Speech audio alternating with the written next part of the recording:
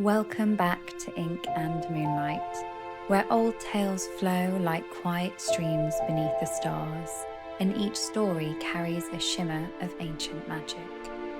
Tonight we journey with the three brothers in search of the water of life, a mystical spring said to heal the gravest of illnesses. Along the way you'll find enchanted forests, talking creatures, and a tale of kindness and courage that gently reminds us of life's deeper magic. So, gather yourself into a quiet nook, take a deep breath, and let the story wash over you. This is the water of life. Long before you or I were born, there reigned in a country a great way off a king who had 3 sons. This king once felt very ill, so ill that nobody thought he could live. His sons were very much grieved at their father's sickness, and as they were walking together very mournfully in the garden of the palace, a little old man met them and asked what was the matter. They told him that their father was very ill and that they were afraid nothing could save him. "I know what would," said the little old man. "It is the water of life. If he could have a draught of it, he would be well again, but it is very hard to get." Then the eldest son said, "I will soon find it." And he went to the sick king and begged that he might go in search of the water of life, as it was the only thing that could save him. "No," said the king, "I had rather die than place you in such great danger as you must meet with in your journey." But he begged so hard that the king let him go. And the prince thought to himself, "If I bring my father this water, he will make me sole heir to his kingdom." Then he set out, and when he had gone on his way some time, he came to a deep valley, overhung with rocks and woods. And as he looked around, he saw standing above him, one of the rocks, a little ugly dwarf with a sugar loaf cap and a scarlet cloak. And the dwarf called to him and said, "Prince, whither so fast?" "What is that to thee, you ugly imp?" said the prince haughtily, and rode on.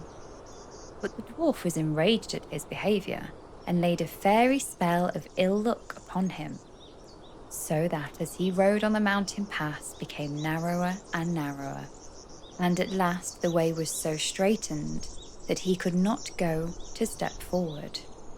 And when he thought to have turned to his horse round and go back the way he came, he heard a loud laugh ringing around him, and found that the path was closed behind him, so he had to get off his horse and make way on foot.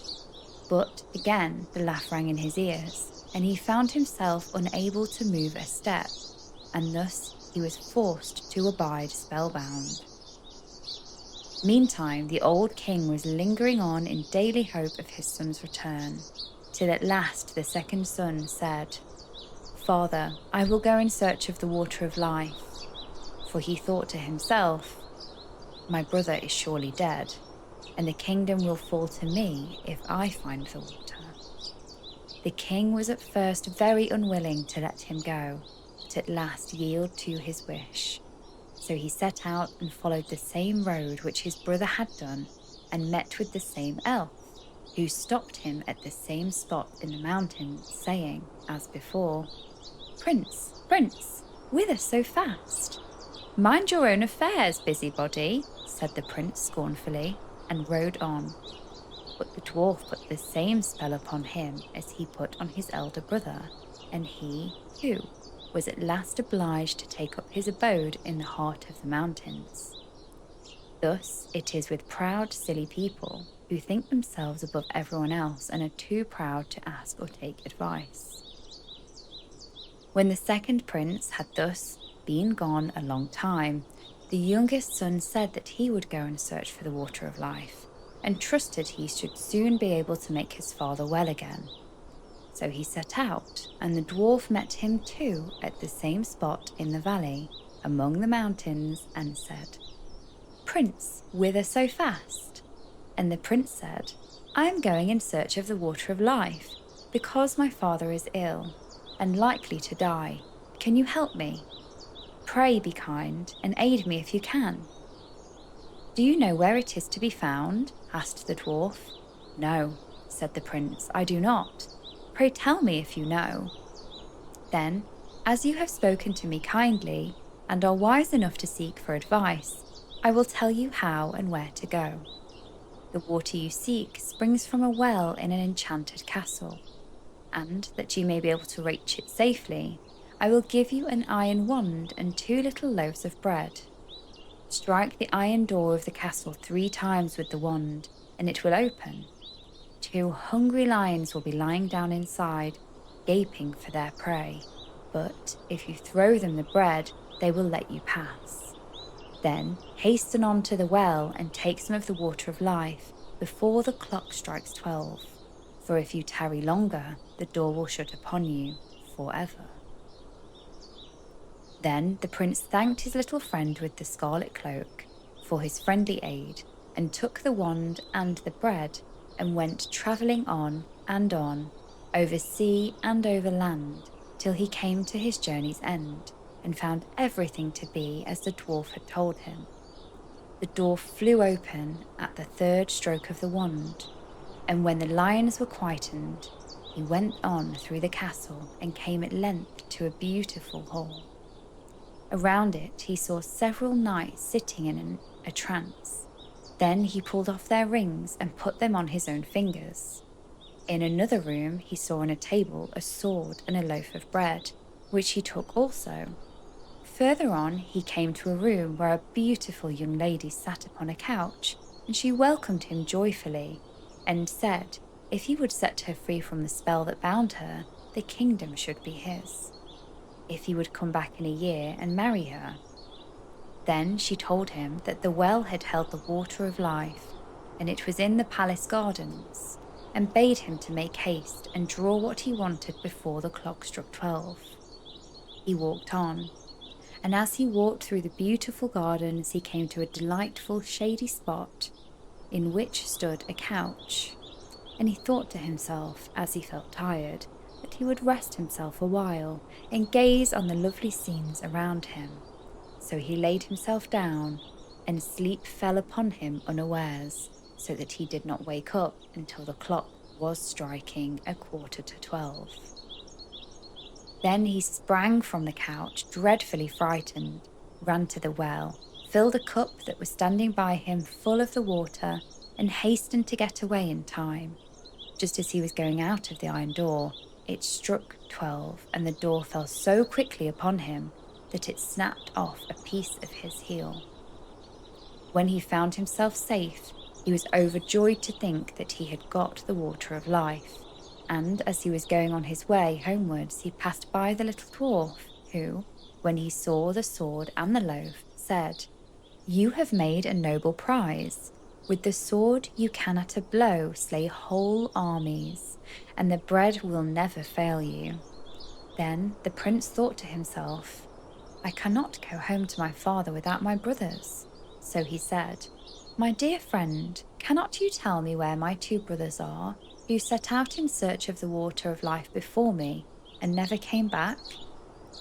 "I have shut them up in a charm between 2 mountains," said the dwarf, "because they were proud and ill-behaved, and scorned to ask advice."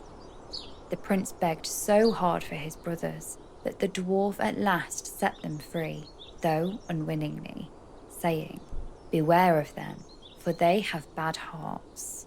Their brother, however, was greatly rejoiced to see them, and told them all that had happened to him, how he had found the water of life and taken a cupful of it, and how he had set a beautiful princess free from a spell that bound her, and how she had engaged to wait a whole year and then to marry him, and to give him the kingdom.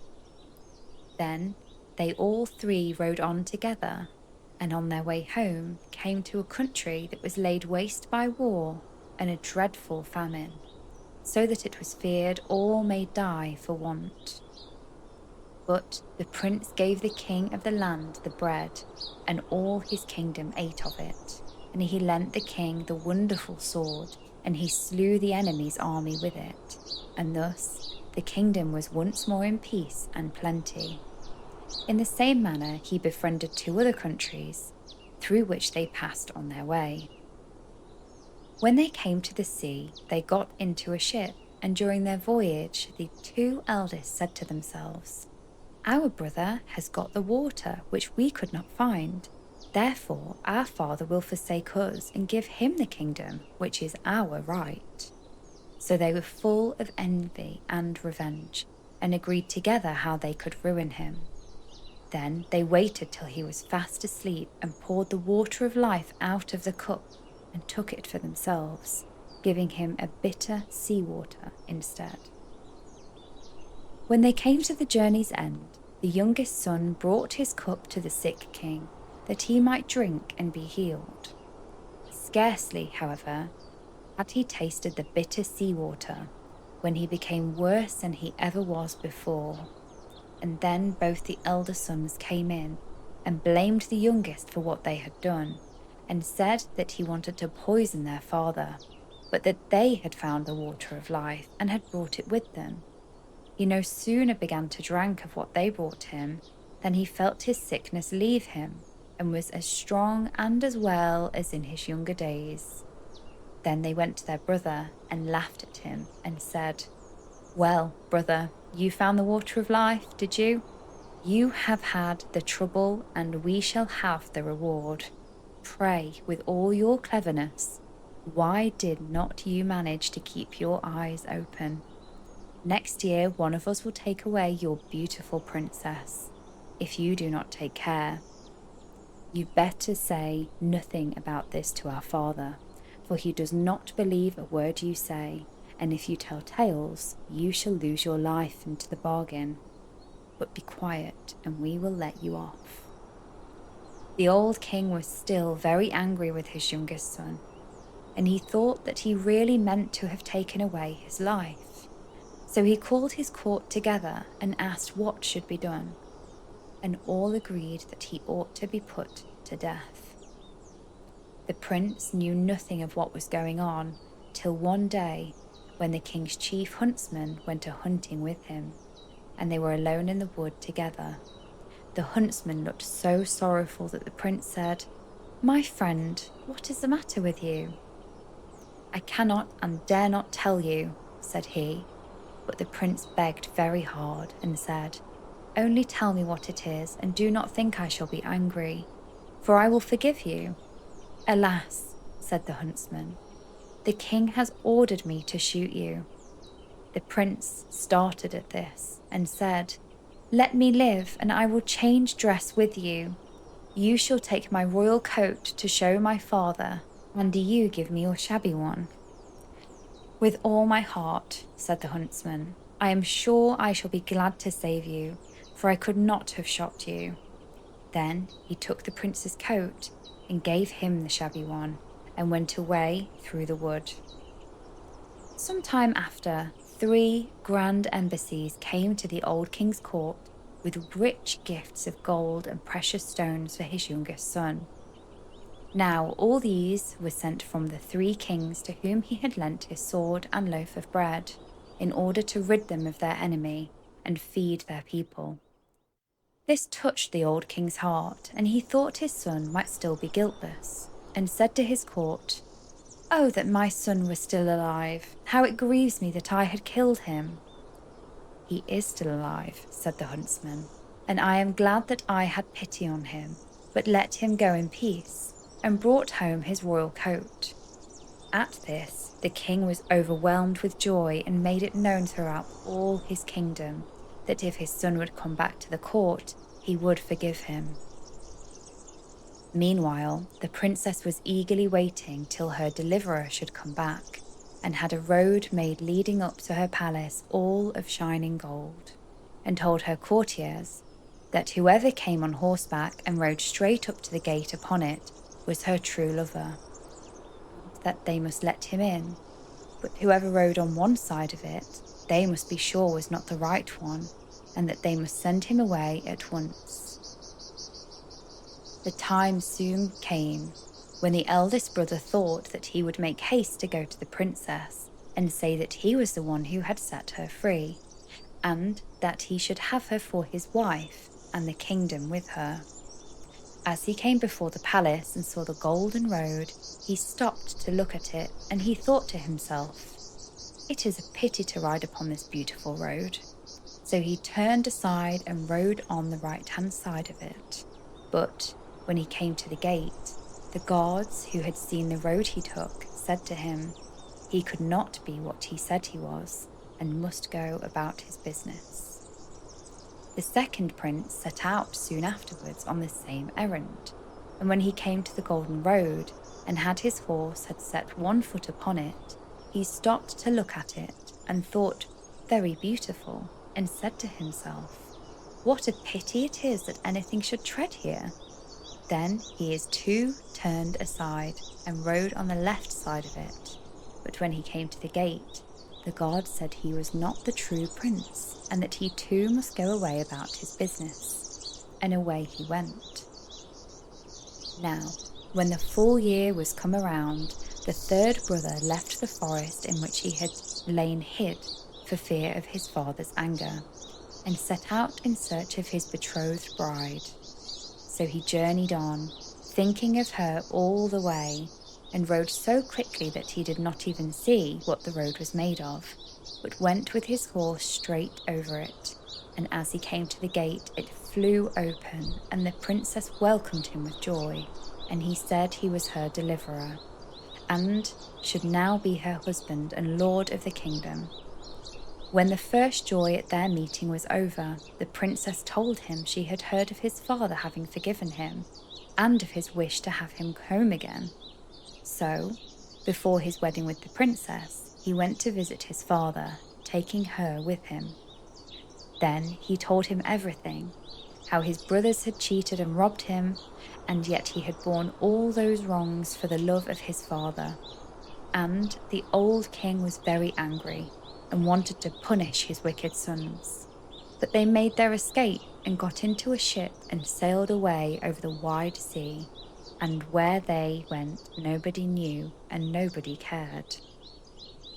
And now the old king gathered together in his court, and asked all his kingdom to come and celebrate the wedding of his son and the princess.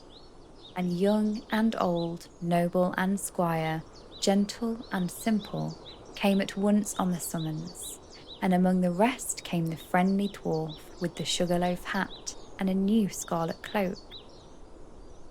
And the wedding was held, and the merry bells rung, and all the good people, they danced and they sung, and feasted and frolicked, I can't tell how long.